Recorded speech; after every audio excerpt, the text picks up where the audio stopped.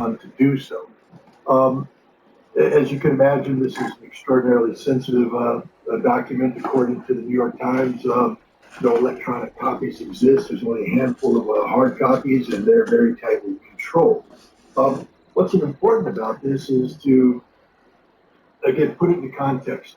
Right now, the United States is capped to the number of nuclear weapons we can deploy by the New START Treaty. That's a bilateral treaty between the United States and Russia. The treaty was written when, it was, in 2010, the continuation of treaties that went back to 1991, the original START Treaty. When the United States and then the Soviet Union and later Russia had a near monopoly on strategic nuclear weapons in the tens of thousands. We've since then reduced them.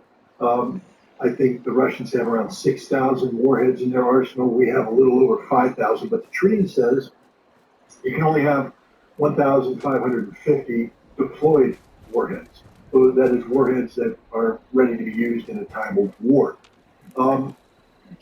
So the nuclear employment guidance and the nuclear employment plan that the United States has to go to war in nuclear weapons makes use of these deployed weapons. That means that each weapon doesn't exist just to exist. It exists because there's a target out there waiting for it to hit in time of war, accordance to whatever scenario presents itself. That is the war plan.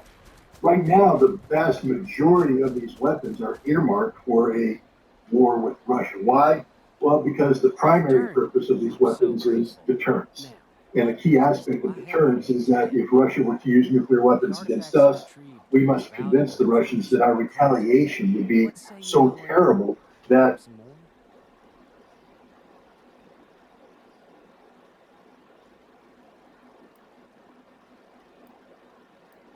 anything we can. Gleaning any information about the cult's rituals, organization, or beliefs could lead us to ways to stop their spread and limit their influence.